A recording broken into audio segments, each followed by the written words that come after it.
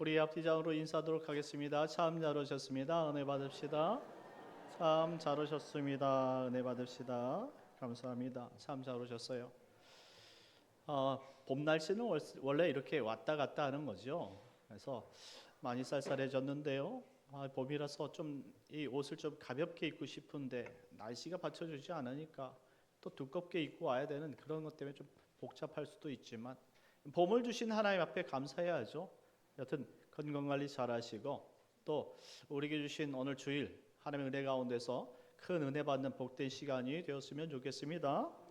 오늘 본 말씀을 통해서 하나님의 종과 같이라는 제목으로 은혜를 나누려고 합니다. 우리는 베드로를 통해서 흩어진 나그네 된 유대 기독교인들에게 보내는 이 베드로의 신앙 이야기를 듣고 있는 것입니다. 그들은 예수님을 믿은 지 오래지 않은 초보적인 신생교회의 연약한 기독교인들이었다는 사실을 우리가 들었어요.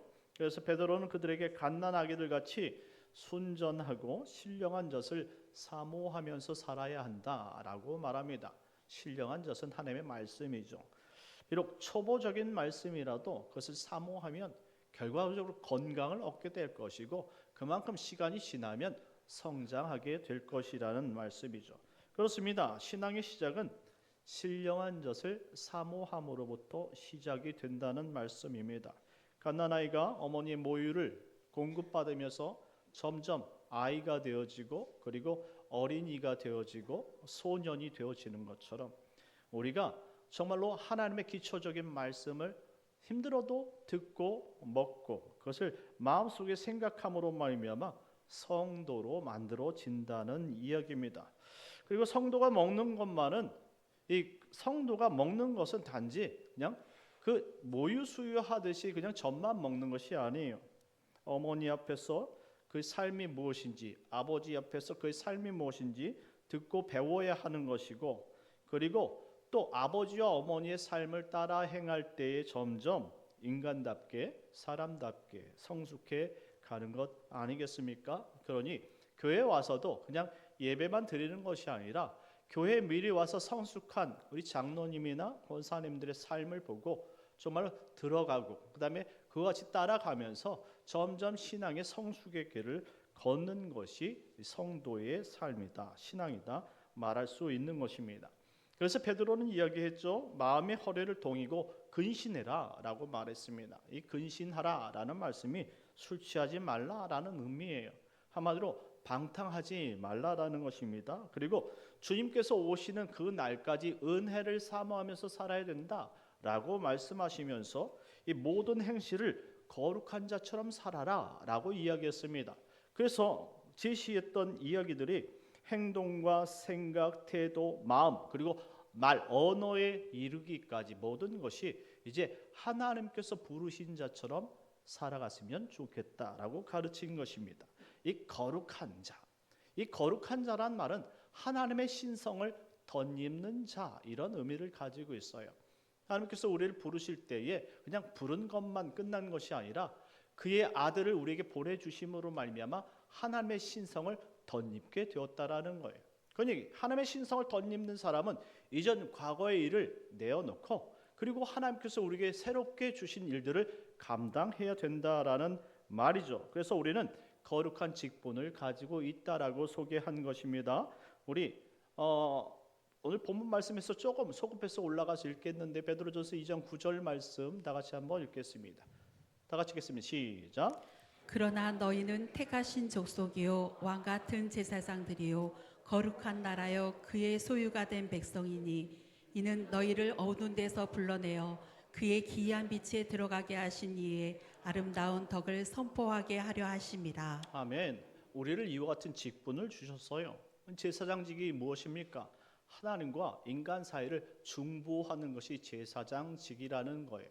먼저 예수님께서 이 땅에 오셔서 우리를 하나님께로 인도해 주신 중보자가 되셨던 것이죠. 그리고 우리를 예수님처럼 이 땅에 왕 같은 제사장으로 만들어 주셨다는 겁니다. 제사장이면 제사장이지 왜 왕 같은 제사장이냐? 왕은 존귀한 자를 뜻하는 거예요. 결국 우리는 하늘 백성이기 때문에 존귀한 제사장이라는, 결국 우리를 통해서 누구를 보아야 하느냐?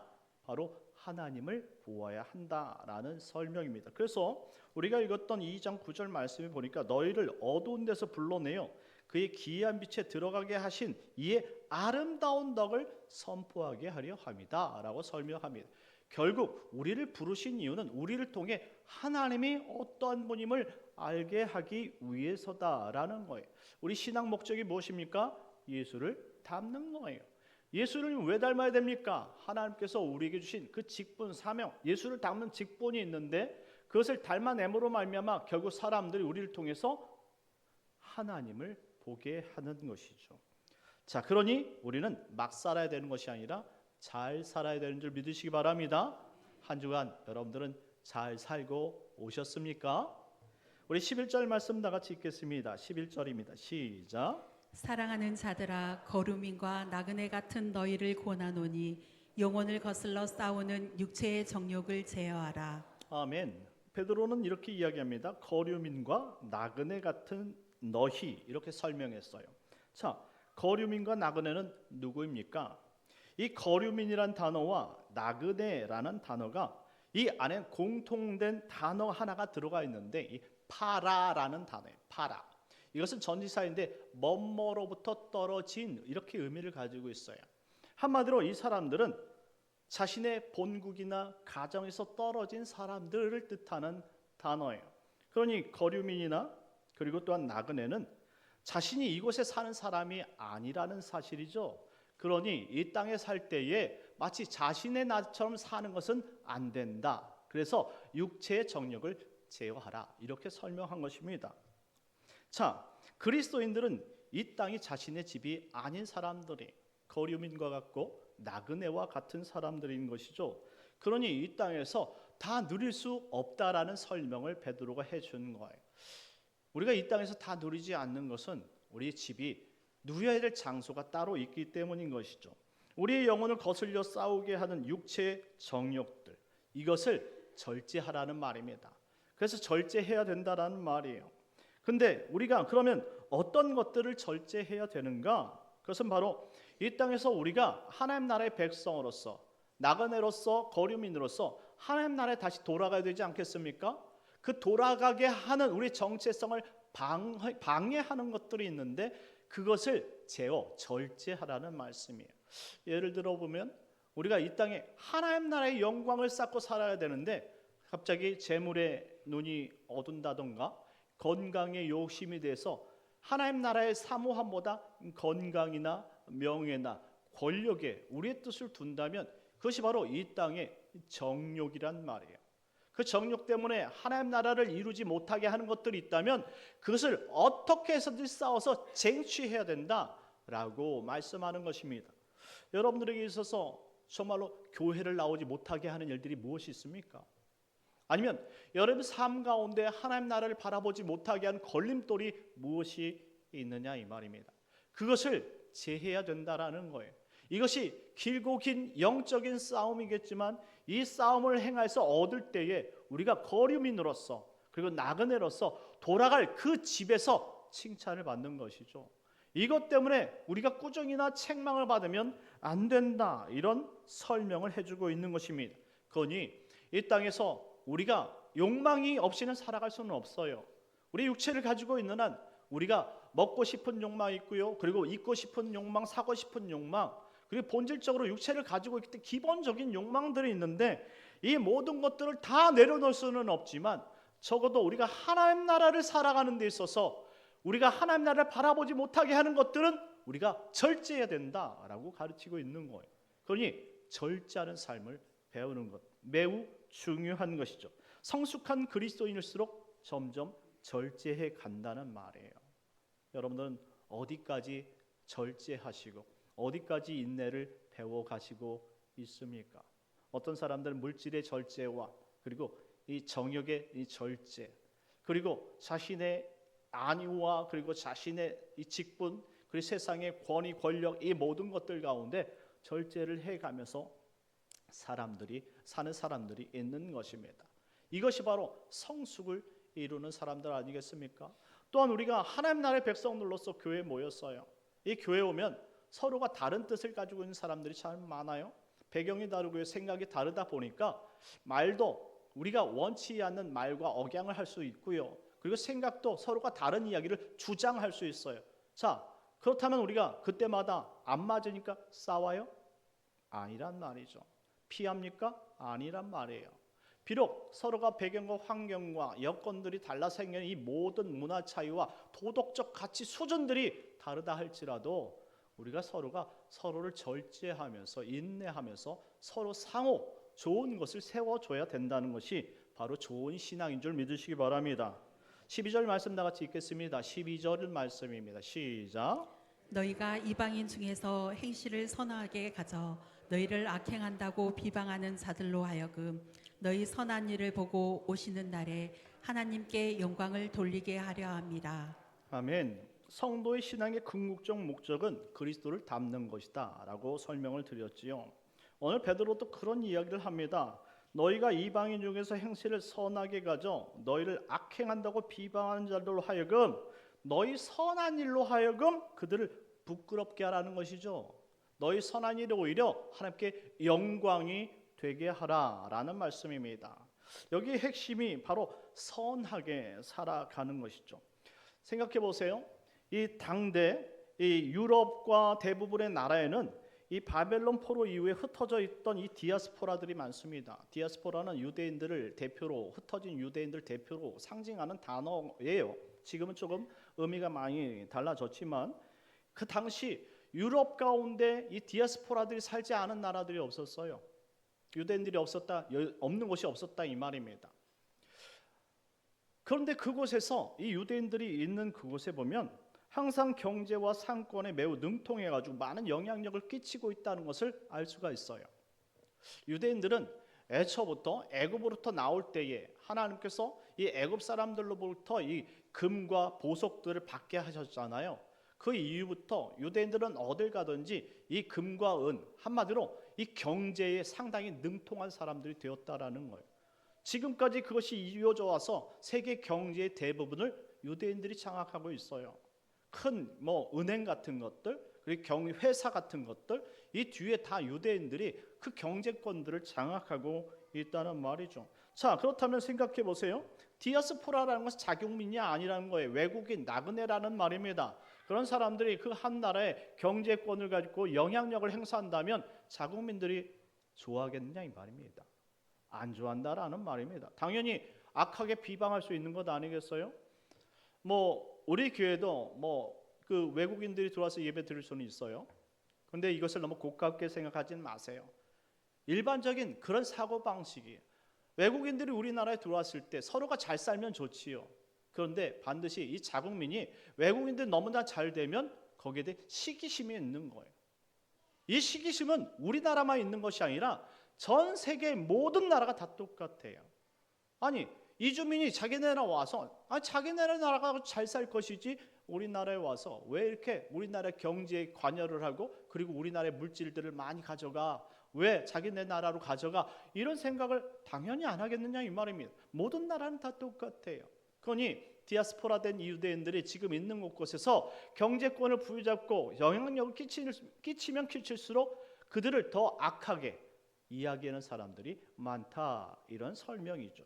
그런데 그러면 어떻게 할 것이냐라는 것입니다. 유대인들은 누구를 믿는 종교인들입니까? 유대인들은 유일하신 하나님을 믿는 사람들이에요. 그런데 이 유대인들의 특징이 있죠. 유일하신 하나님이기 때문에 다른 종교가 섞일 수가 없어요. 그래서 유일신론자들이죠. 다른 신과 섬기지 않습니다. 독합니다. 신앙이 아주 올곧고 아주 독해요.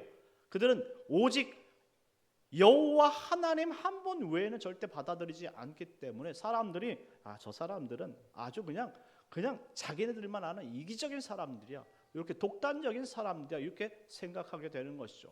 한마디로 그들의 삶이 누구에까지 영향을 끼치느냐? 그들이 믿고 있는 하나님께까지도 영향을 끼치고 있다는 말이에요. 그러면 우리는 어떻게 살아야 되느냐? 이런 말이에요.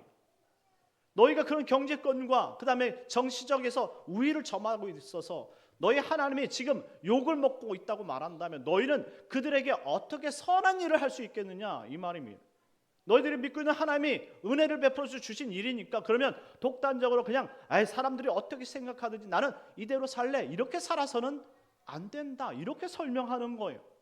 그것이 바로 그리스도인들의 바른 신앙 양식인 것이죠. 사람들이 나를 곡해하고 있고 우리들을 오해하고 있어서 우리가 믿는 신까지도 오해한다면 당연히 이것들이 우리가 정당하게 살았지만 그런 오해를 받는 것이라면 우리가 그것을 이겨내야 하겠지만, 우리가 삶 가운데서 충분히 우리가 하나님 앞에 영광 돌릴 수 있는 일이 있다면 당연히 그 편을 선택해서 영광을 나타내야 된다라는 설명을 지금 이 디아스포라된 유대 기독교인들에게 베드로가 하고 있는 것입니다. 그래서 베드로는 이렇게 말합니다. 하나님의 선을 행하라. 우리 다 같이 한번 따라해 보겠습니다. 하나님의 선을 행하라. 하나님의 선을 행하라. 그렇습니다. 하나님의 선을 행하는 것은 매우 중요한 것입니다. 사도 바울 역시 로마인들에게 이렇게 말씀한 적이 있습니다. 로마서 12장 20절 21절 말씀인데요. 우리 다 같이 한번 읽겠습니다. 시작. 내 원수가 줄이거든 먹이고 목마르거든 마시게 하라. 그리함으로 내가 숯불을 그 머리에 쌓아 놓으리라. 악에게 지지 말고 선으로 악을 이기라. 아멘. 내 원수가 줄이거든 먹이고 목마르거든 마시게 하라. 이거는 사람들이 이야기하는 선이 아니에요. 사람들의 일반적인 가치관과 다르다 이 말이죠. 그런데 하나님 뭐라고 이야기하시냐면 원수가 줄이거든 먹이고 목마르거든 목을 축이게 하라 이렇게 설명합니다. 이게 선으로 악을 이기는 방법이라는 것이죠. 지금 베드로 역시 이와 같은 일을 말씀해 주고 있는 거예요. 우리가 인간적으로 따질 땐 우리가 그냥 그 사람들이 그렇게 생각하도록 그냥 놔둬 이렇게 얘기할 수 있어요. 하지만 그렇게 놔두는 그것이 결코 좋은 일이 아니라는 거예요. 어떻게 해서든 우리 삶이 그들에게 오해하고 있다면 우리의 삶 가운데서 우리가 어떤 사람인지 하나님께서 어떤 하나님인지를 밝히 보여줄 필요가 있다라는 설명인 것이죠. 그래서 행실을 선하게 해라 이렇게 이야기합니다. 행실. 이 행실이라는 단어가 아나스트로페라는 단어인데요. 좀 단순한 단어가 아니에요. 이는 사람의 전반적인 행동 양식을 뜻하는 단어예요. 한마디로 삶의 방식, 견해, 태도 이와 같은 것을 이 아나스트로페 행실이라고 말합니다. 이 행실을 결국 삶의 방향성이라고 이야기할 수 있는데 이것을 경향이라는 단어로 설명할 수 있어요. 이 경향이 바라야 된다라는 설명이에요. 한마디로 사람마다 생각, 태도, 예절, 언어, 습관 등이 다 달라요. 하지만 하나님께서 말씀하시는 경향을 갖는 것이 성도가 선택해야 될 믿음의 삶이라는 거예요. 자, 세상 방식은 이 선이란 기준, 이 선을 이 칼로스, 착하다라고 뜻하는 거예요. 칼로스라고 이야기하는데요. 이 칼로스의 일반적 개념은 도덕적, 윤리적으로 올바르고 착한 것을 의미합니다. 그런데 우리가 성경에서 이야기하는 이 칼로스는 그냥 도덕적과 윤리적, 올바르고 착한 것을 이야기하는 것이 아니에요. 이런 거죠. 나는 떳떳하고 올바르기 때문에 하나 부끄러울 것이 없어. 누가 욕해도 상관없어. 나는 내 방식대로 할 거야. 이것이 바로 도덕적이고 윤리적인 선이에요. 그런데 하나님의 선은 그래, 네가 떳떳한 것도 알고 도덕적으로 올바른 것도 알아. 하지만 사람들이 오해하고 있다면 네가 겸손해져야 돼. 이런 표현입니다. 그것을 성취할 때 네가 신앙인이고 예수를 닮는 거야. 그러니 성도는요 결국 뻣뻣한 사람이 되면 안 되는 거예요. 그것을 교만이라고 말하는 것입니다. 당연하죠. 세상은요 자신들이 떳떳하고 가진 것 있고 그 다음에 자신의 방향성이 옳다고 생각하면 그냥 밀어붙여도 상관이 없어요. 왜? 떳떳하니까. 그것은 바른 것이니까. 그런데요 기독교인들은 다르다 이 말입니다. 여러분들 비록 떳떳하고 도덕적과 윤리적으로 올바르다 할지라도 사람들이 저 사람 교만해 라고 이야기하면 겸손해져야 되는 거예요. 겸손해져야 그것이 성도라는 사실을 기억했으면 좋겠습니다. 이런 거지요. 부모가 자녀에게 오늘부터 교회 다니지 말고 아버지가 다니는 절 가서 불공 드리자 라고 말한다면 도덕적이고 윤리적인 선은 내 아버지 그렇게 하겠습니다. 뭐 까짓거 교회 안 다니면 어떻습니까? 아버지가 옳은 대로 그냥 따르겠습니다. 이게 바로 선입니다. 그런데 우리가 이야기하는 선은 뭡니까? 아버지 무슨 말씀입니까? 저는요 하나님을 절대 떠날 수 없어요. 이것이 반항같이 들려도 내가 가지고 있는 기준에선 하나님의 말씀 따르는 것이 저에게는 가장 중요한 거예요. 아버지, 하지만 내가 아버지 모든 말씀을 다 순종할 수 있어요. 하지만 내가 믿고 있는 이 하나님만큼은 아버지가 그렇게 말씀하지 마세요. 이것이 선이라는 거예요. 다르죠. 다른 겁니다. 우리가 모든 것들이 당연하고 그것이 옳다라고 이야기할 때도 성경 말씀이 그것이 아니라라고 하면 순종할 수 있는 이것이 바로 하나님께서 우리에게 말씀하시는 선인 줄 믿으시기 바랍니다. 그러니 너희 행실을 선하게 하여 하나님께 영광을 돌리라 라고 말씀하신 이 말씀을 바로 이해하는 것입니다. 그러니 논리적으로 도덕적이고 윤리적인 사람이라 할지라도 내가 아무리 떳떳하다 할지라도 할 말 할 수 있는 것, 그리고 못할 말 하는 것, 그리고 또한 내가 행할 수 있는 것, 이 모든 것들이 다 있다 할지라도 다 그것이 하나님 말씀 안에서 순종으로 내가 할 말이 있어도 참는 것, 행할 것이 있지만 그것을 참아내는 것, 인내하는 것, 이것이 옳은 선이다라고 말하는 것이죠. 그래서 베드로 13절 이하의 말씀을 통해서 기독교인으로서 선의 가치가 무엇인지를 설명해 줍니다. 자, 13절부터 15절까지 말씀이 모든 제도와 왕들에게 순종하라는 말씀인데요. 우리 다 같이 한번 읽어보겠습니다. 시작. 인간의 모든 제도를 주를 위하여 순종하되 혹은 위에 있는 왕이나 혹은 그가 악행하는 자를 징벌하고 선행하는 자를 포상하기 위하여 보낸 총독에게 하라. 곧 선행으로 어리석은 사람들의 무식한 말을 막으시는 것이라. 아멘. 순종하라 라고 말하고 있습니다. 인간의 모든 제도와 그리고 혹 위에 있는 왕이나 그가 보낸 총독에게 순종하라 라고 말씀하고 있습니다.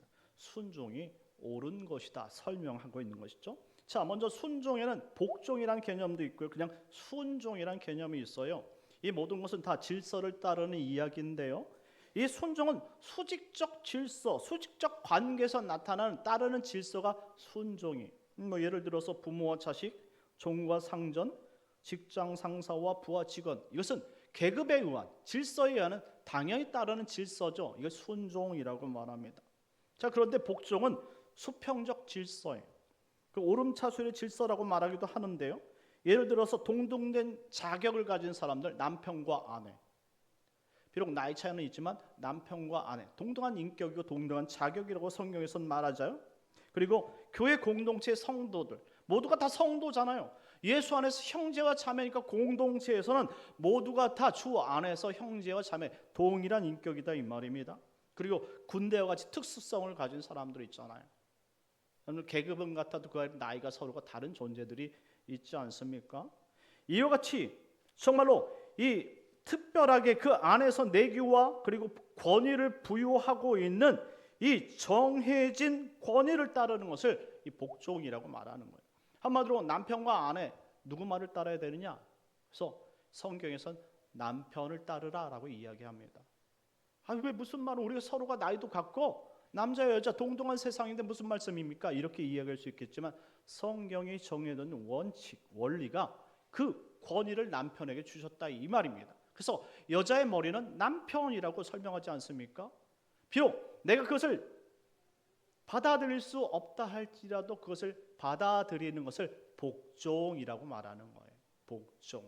강제로 내가 하나님의 말씀을 따라내는 것이죠. 그러니 오늘 본문 베드로가 언급하고 있는 인간의 모든 제도와 최고 지도자인 왕이나 대통령, 그리고 누군가를 징벌하고 포상하기 위해서 불러놓은 이 총독들처럼 정말 높은 지휘관들에게 순종하는 것은 당연한 그리스도인의 질서다라고 말합니다. 그러니 이와 같은 질서를 지키는 것을 선이라고 오늘 말씀하고 있는 것이죠.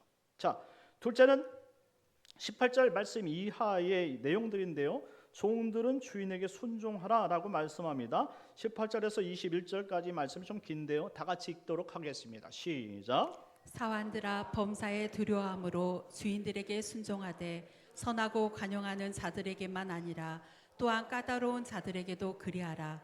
부당하게 고난을 받아도 하나님을 생각함으로 슬픔을 참으면 이는 아름다우나 죄가 있어 매를 맞고 참으면 무슨 칭찬이 있으리요. 그러나 선을 행함으로 고난을 받고 참으면 이는 하나님 앞에 아름다우니라. 이를 위하여 너희가 부르심을 받았으니 그리스도도 너희를 위하여 고난을 받으사 너희에게 본을 끼쳐 그 자취를 따라오게 하려 하셨느니라. 아멘. 자, 두 번째 이 말씀 무엇이냐면 앞서 언급했던 13절에서 15절까지의 말씀의 구체적인 내용이다라고 생각하시면 되겠습니다. 이 문장의 핵심 무엇이냐면 아랫사람이 이 주인, 윗사람의 이 관용한 주인이나 까다로운 주인이나 상관없이 그것을 순종해야 된다, 받아들여야 된다, 이런 표현을 하고 있는 것입니다. 그리고 이 주인들에게 부당하게 고난을 받는다 할지라도 하나님의 영광을 위해서라면 그것을 참아낼 수 있어야 한다라고 말합니다.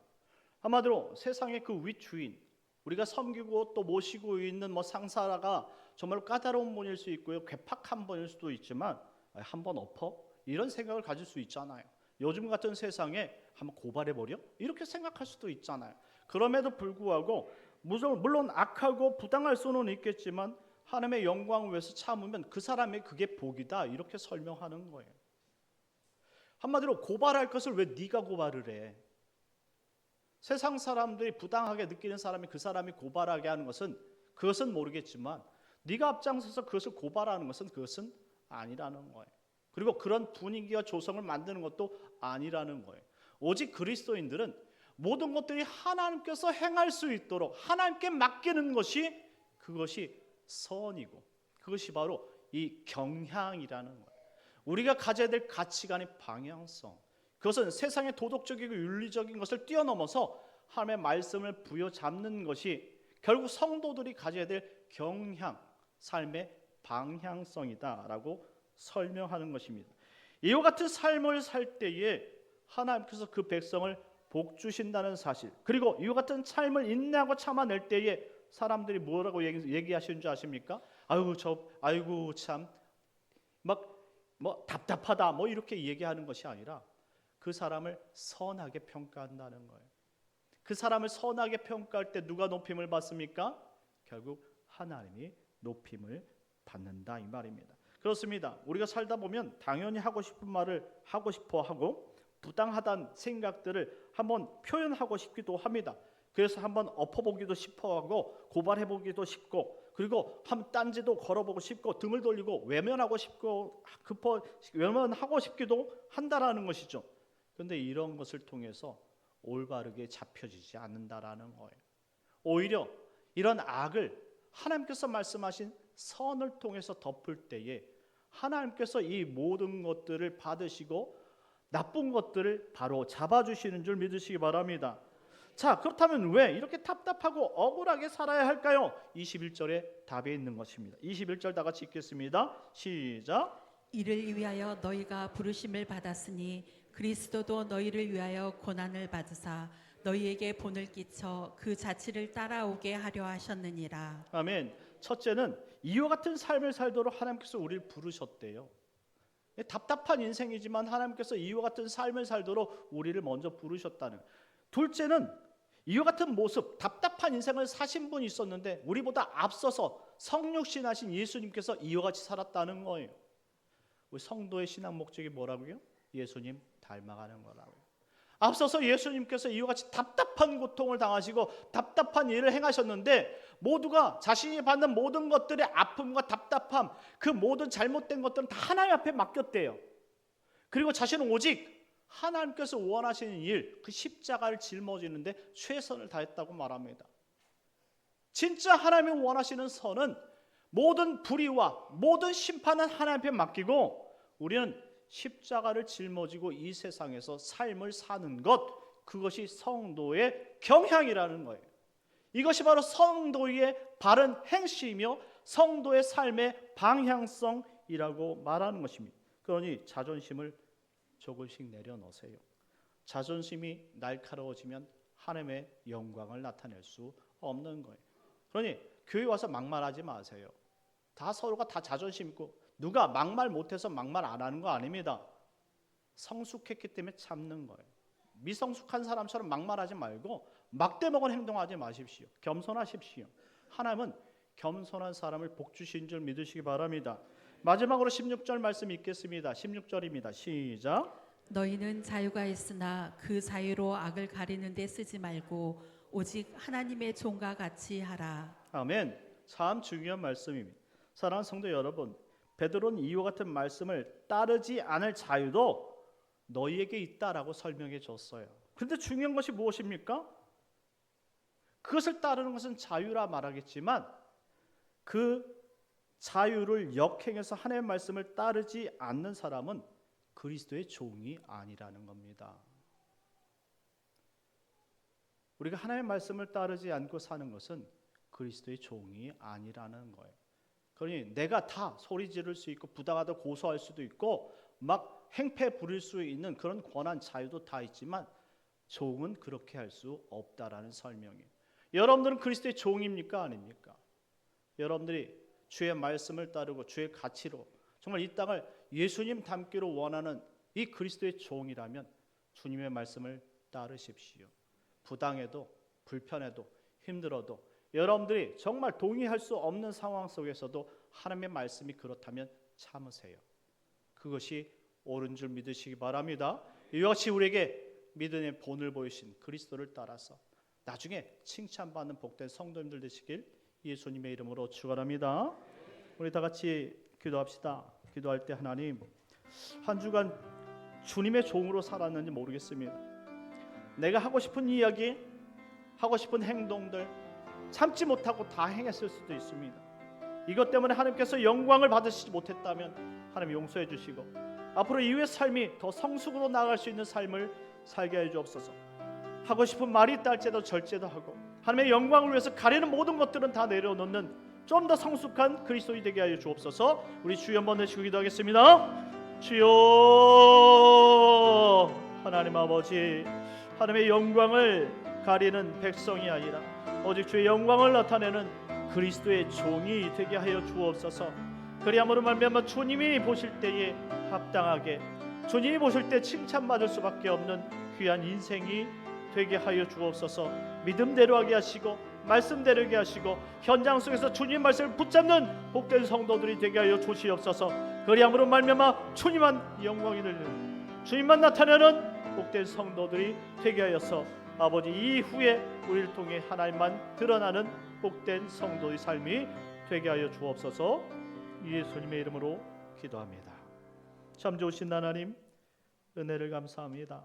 하나님, 우리가 이 세상에서 무엇을 할 수 있는 모든 자유가 있겠지만 그리스도의 종들은 오직 주의 말씀을 따르는 것이 진정한 종인 줄 믿사오니 하나님, 우리에게 주신 이 자유를 가지고 하나님께 영광을 돌리는데 사용케 하시고 오직 우리의 잘못된 행실들은 주 예수 그리스도의 보혈로서 가려 주옵소서. 인내하게 하시고 참게 하시고 하나님 바라볼 수 있는 한 주간 되게 하여 주옵소서. 예수님의 이름으로 기도드리옵나이다. 아멘.